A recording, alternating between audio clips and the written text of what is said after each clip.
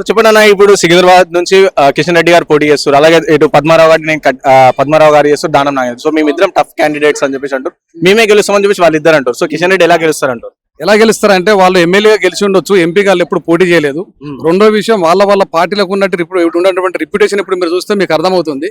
కిషన్ రెడ్డి గారిది ఇప్పటి వరకు ఆయన గ్రాఫ్ ఎప్పుడు తగ్గలేదు. నా జాతీయ స్థాయి రాజకీయాల్లో కూడా మంచి పేరుంది.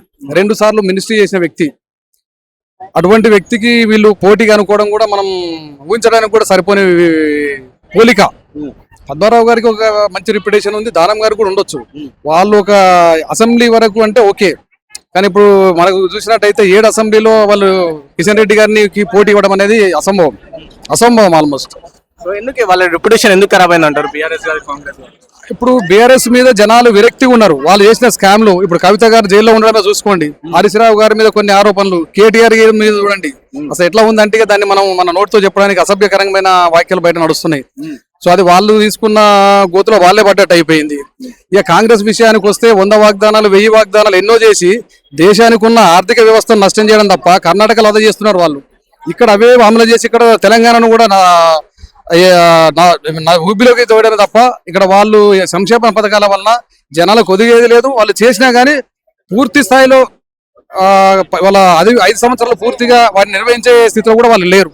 ఎందుకంటే ఇక్కడ లోడ్ బడ్జెట్ ఉన్న రాష్ట్రం, ఇప్పుడు సర్ప్లస్ బడ్జెట్ ఉన్న తెలంగాణని ఏమి లేకుండా చేసింది కేసీఆర్. అయితే ఉన్నది మొత్తం అసలు అడుగంటే దాకా మొత్తం నాశనం చేసే స్థితిలో ఇప్పుడు రేవంత్ రెడ్డి గారి గవర్నమెంట్ ఉన్నది ఇక్కడ. సో కవితని కావాలని బీజేపీ పార్టీ అరెస్ట్ చేసింది, మోడీ కావాలని ఎలక్షన్ ముందు అరెస్ట్ చేశారని చెప్పేసి అంటారు. మరి మేము అసెంబ్లీ ఎలక్షన్లప్పుడు అరెస్ట్ చేస్తే మా రాష్ట్రం మాదే కదా, అది ఆలోచన విధానం కదా.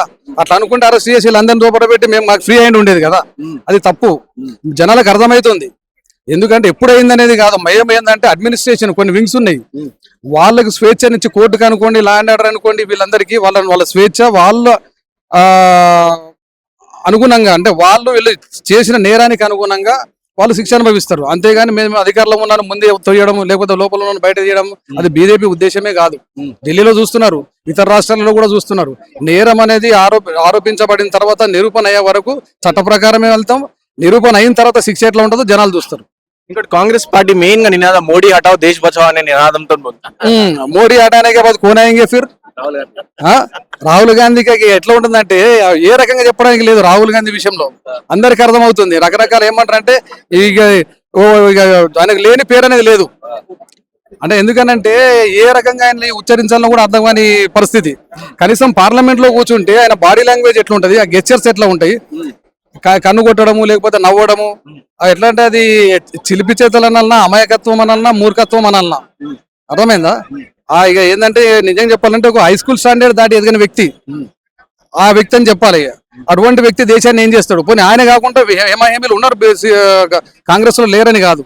మన్మోహన్ సింగ్ లాంటి వాళ్ళు, మన పివి నరసింహారావు గారు లాంటి వాళ్ళు లేరు అని కాదు. అప్పటి వాళ్ళు వాళ్ళకి అవకాశం ఇచ్చారు, వీళ్ళు వాళ్ళకి అవకాశం ఇచ్చే స్థితిలో లేరు. ఇచ్చి పలానా ఒకరైనా మంచి నాయకుడిని మనం పెడితేమని మనం అనుకోవచ్చు, ఆ బీజేపీకి పోటీ ఉందని. వాళ్ళని ఎదిగించే స్థితిలో వీళ్ళు లేరు కాబట్టి వాళ్ళని ఎదిరించినంత వరకు వీళ్ళు ఎదగరు, వీళ్ళు కూడా భూస్థాపితం అయిపోతారు. వాళ్ళ కార్యకర్తలు ఎవరైతే కాంగ్రెస్ నమ్ముకొని ఉన్నారో వాళ్ళ బతుకులన్నీ ఎండమావులు అన్నట్టు అటువంటి పరిస్థితి కనిపిస్తుంది క్లియర్ గా.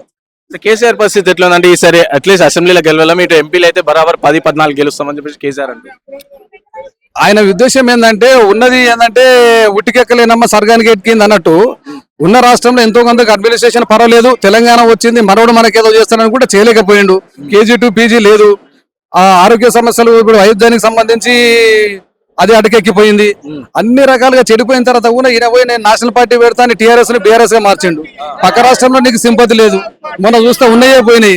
ఇప్పుడు నువ్వు ఎంపీలు నీకు 4-5 గెలిచినా కానీ నువ్వు ఏం చేసుకోగలుగుతావు? రేపు పొందిన కాంగ్రెస్ కు ఎవరు అమ్ముడు పోవడం తప్ప చేసేది వాళ్ళు ఏం లేదు. అటువంటి పరిస్థితుల్లో ఎంపీలు గెలిపించుకొని ఏం చేస్తావు నువ్వు? నిజమా కదా? దేశ రాజకీయాల్లో సంచరించినప్పుడు నీకున్న రెస్పాన్స్ ఎటువంటిది? ఎవరు నీకు సహకరించేటట్టు ఉన్నారు? నేషనల్ పార్టీస్కే గట్టి బలం లేదు అక్కడ. అటువంటిప్పుడు ఈయన ఏదో ఎంపీలు గెలిపించుకుని చేసేది ఏం లేదు, అనవసరం. లెక్క ప్రకారం నిజంగా చెప్పాలంటే వాళ్ళ దగ్గర ఉన్న పోటీ చేస్తున్న ఎంపీ అభ్యర్థులకు కూడా వాళ్ళ ఇష్టంతో ఎంపీగా పోటీ చేస్తామని రాలేదు. వాళ్ళు ఒకలాంటి ప్రలోభాలకు చెయ్యాలి మీరు అంతే అనే ఉద్దేశంతో చేస్తే ఎంపీ పోయినా ఎమ్మెల్యే ఉంటది కానీ చేస్తారు. కానీ వేరే అభ్యంతరం ఏది వాళ్ళకి పద్మారావు గారు తప్ప ఇంకోటి లేదా? అసలు ఎక్కడ పోటీ చేయని వ్యక్తులు లేరా? వాళ్ళని ఎందుకు పెట్టారు మీరు? ఎవరైనా ఉండండి, వేరే వాళ్ళకి ఎవరికి అవకాశం ఇవ్వచ్చు కదా. వాళ్ళకి ఏముంది, ఎంపీ ఓడిపోతే ఎమ్మెల్యేకి ఎట్లా ఉన్నాం, అటువంటి స్థితిలో వాళ్ళు ఉన్నారు ఇప్పుడు. అట్లా కాదు కదా. మరి హరీష్ రావుని ఎందుకు పెట్టలేదు? మరి పోనీ ఈయన ఎందుకు చెప్తున్నా నేను, కేటీఆర్ని ఎందుకు పెట్టలేదు? పెట్టుకోవచ్చు కదా ఒక కుటుంబం నుంచి. అవన్నీ ఏంటంటే మేకపోతే గంభీరమే తప్ప ఆయన చేసేది ఏం లేదు. సో ఇంకా సికింద్రాబాద్ ని ఆనుకొని హైదరాబాద్ పార్లమెంట్ ఉంటుంది రైట్. మీరు ఈ మధ్యలో వింటారు, చాలా చర్చనీయాంశంగా మారింది అది. సో ఆ పార్లమెంట్ హైదరాబాద్ లో ఏమైనా ఈసారి చేంజ్ వస్తుందా, లేదా సేమ్ అలా ఓవైసీ ఎంపీ గెలవబోతున్నారు? అన్న ఒక విషయం ఏంటంటే ఇప్పుడు దేశంలో ఉన్న పరిస్థితులను చూస్తే ముందు ట్రిపుల్ తలాక్ అన్నప్పుడు వ్యతిరేకించిన ముస్లింస్ బీజేపీని ఇలా పూర్తి స్థాయిలో ఆదరిస్తున్నారు. ఎందుకంటే ముస్లిం మహిళలకు బీజేపీ ఇచ్చినంత భద్రత వేరే ఏ పార్టీలో లేదు. కాంగ్రెస్ వాళ్ళంతా ఏంటంటే మభ్యపెట్టి వాళ్ళని ముంచడమే తప్ప, ఇప్పుడు గల్ఫ్ కంట్రీస్ కి అక్కడ అమ్ముడు పోయిన అమ్మాయిలు ఎంతో మంది, వాళ్ళ టైంలో ఎంతో మంది ఇబ్బంది పడి ఎన్నో రకాలుగా ఒకరొకరికి 4 పెళ్లిళ్ళు 5 పెళ్లిళ్ళు అమ్ముకున్నారు హైదరాబాద్ లో. ఆ పరిస్థితి కూడా హైదరాబాద్ లో లేదు. హైదరాబాద్ లో ఉన్న వాళ్ళకే త్రిపుల్ తలాక్ వలన ఎంతో మంది అన్యాయానికి గురైనారు. ఇవాళ అంటే ఎందుకు చెప్తున్నా, ఓన్లీ ముస్లింస్ గురించి ఎందుకు చెప్తున్నా అంటే, భాగ్యనగరం హైదరాబాద్ లో హిందూ పాపులేషన్ ఉన్నా ఓట్స్ స్ప్లిట్ అవుతాయి, ప్రతిసారి మేమే గెలుస్తాం, మా కంచుకోట అనుకున్నారు వీళ్ళు, కొన్ని బోగస్ కోట్లు క్రియేట్ చేసి. కానీ ఇవాళ ఆ ముస్లింలలోనే మెజారిటీ పీపుల్ బీజేపీకి సపోర్ట్ చేసే పరిస్థితిలో ఉన్నారు. అక్కడి నుంచి వచ్చే అభ్యర్థి కూడా మంచి గట్టి పోటీ ఇచ్చే తత్వంతో వస్తున్నారు. మూడోది, అసలు హైదరాబాద్ లో వాళ్ళు చేసిన అభివృద్ధి ఏం లేదు. మెట్రో రైలు తీసుకొచ్చి మూసి ఉత్తర వరకు ఆగింది కానీ అవతల వరకు పోలేదు. అటువంటి ఓవైసీకి అటువంటి వాళ్ళకి ఓటేసి మీరు గెలిపించుకొని అక్కడ జనాలు ఏం సాధిస్తారు? ఒకవేళ గెలిపించుకున్నా అక్కడ జనాలు మూర్ఖులు అని చెప్పాలి. మూర్ఖుల్ని నమ్ముకోవడం వల్ల నాంపల్లి నుంచి ఉన్న కాంగ్రెస్ నాయకుడు ఒక ఆయన ఎన్నోసార్లు చెప్పిండు, వీళ్ళు ఓవైసీని వీళ్ళని గెలిపించడం అంటే మీకు మీరు చదువుకోవడం అని చెప్పి. అటువంటి వ్యక్తులు చెప్తున్నా వినకపోతే వాళ్ళు ఇంకా మూర్ఖులు అన్నట్టే. హైదరాబాద్ లో జరుగుతున్నటువంటి అభివృద్ధికి వాళ్ళు నోచుకోవడం ఆ మనకు దూరం పోతున్నట్లు లెక్క. వాళ్ళు బీజేపీని గెలిపించుకుంటే ఖచ్చితంగా హైదరాబాద్ లో జరగాల్సిన అభివృద్ధి అట్లా ఇట్లా జరగదు, బ్రహ్మాండంగా జరుగుతుంది. ఎందుకంటే ఇది సెకండ్ క్యాపిటల్ గా ఉండాల్సినటువంటి ప్లేస్ ఇది. ఈసారి అబ్కే బార్ 400 పార్ అంటారు, అయిపోయిన తర్వాత ఇటువంటి మార్పులన్నీ వస్తాయి, చెప్పలేం. రేపు పొద్దున పరిస్థితి మారినప్పుడు హైదరాబాద్ కూడా విశ్వనవరంగా అభివృద్ధి చెందుతున్న తరుణంలో హైదరాబాద్ లోనే ఇటువంటి ఎందుకు పనికిరాని వ్యక్తులు ఉండడము వాళ్ళకి దరిద్రం. అది వాళ్ళు ఆలోచించుకొని ఓటేస్తే వాళ్ళ జీవితంలో వాళ్ళ దిశ మారిపోతుంది, హైదరాబాద్ రూపురేఖలు మారిపోతాయి. సో బీజేపీ గెలిస్తే హైదరాబాద్ చాలా వరకు మార్పులు ఉంటాయని చెప్పేసి చెప్తున్నారు. చాలా వరకు కాదు, ఎందుకని అంటుండే అంటే ఢిల్లీకి ప్రత్యామ్నాయంగా హైదరాబాద్ అని ఎప్పటి నుంచో మనం వింటున్నాం. స్వాతంత్రం పూర్వం నుంచి స్వతంత్రం వచ్చిన తర్వాత ఇప్పుడు కూడా అప్పుడప్పుడు వింటుంటాం, ఏంది రెండో రాజధాని హైదరాబాద్ లో పెట్టాలని చెప్పి. ఇక్కడ మనం చూస్తుంటాం శీతాకాలంలో ఇక్కడ వచ్చి మన రాష్ట్రపతి ఇక్కడ ఉంటుంటారు. అటువంటి ఘనత ఉన్నటువంటి హైదరాబాద్ ఇది. దీన్ని అశ్రద్ధ చేస్తారా అనుకుంటే తప్పు. భారతీయ జనతా పార్టీ దేశంలో ఒకదాని తర్వాత కూడా చేసుకొస్తుంది. 370 ఆర్టికల్ అనుకోండి, ఇప్పుడు ఆక్యుపైడ్ కాశ్మీర్ విషయానికి సంబంధించిన విషయాన్ని అనుకోండి, అంతర్జాతీయ విషయాల్లో సమస్యలు చేసుకుంటూ వస్తుంది ఒకటి. అటువంటి తరుణంలో హైదరాబాద్ ఉన్న ప్రాముఖ్యతను కూడా వాళ్ళకి తెలుసు. అవసరం ఇప్పుడు మనకు దేశ భద్రత దృష్ట్యా చూసుకుంటే కూడా ఇక్కడ అవసరం. వేరే పార్టీలు ఎవరైనా చూసినా కానీ సెకండ్ క్యాపిటల్ డిమాండ్ ఉన్నది.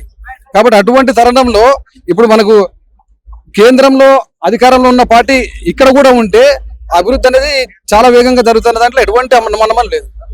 సో సికింద్రాబాద్ ఫైనల్ చెప్పండి అన్న, సికింద్రాబాద్ లో ఎంత మెజారిటీతో కిషన్ రెడ్డి గెలవబోతున్నారు? ఎంత అంటే ఇప్పుడు పార్లమెంట్ విషయంలో చాలా మందికి భారీ అంటే ఇంత అంత అంచనాలు ఉంటాయి. భారీ మెజారిటీ ఎవరు ఎంత అని అనుకోండి, భారీ మెజారిటీ తోటి కిషన్ రెడ్డి గారు గెలుస్తారు. దీనికి కారణాలు ఏమున్నాయి అని అంటే మీరు నమ్మరు. ఇప్పుడు చూసినట్టయితే ఇంతకు ముందు కిషన్ రెడ్డి గారికి ఉన్న రెప్యుటేషనే కాకుండా తెలంగాణ ప్రభుత్వం మీద ఉన్నటువంటి దళితులకు ఉన్నటువంటి వ్యతిరేకత కూడా ఇవాళ బీజేపీ పార్టీకి ఒక ప్లస్ పాయింట్ జరగనుంది. మోడీ గారు మొన్న వచ్చారు ఇక్కడికి, వర్గీకరణకు సహకరిస్తామన్నారు.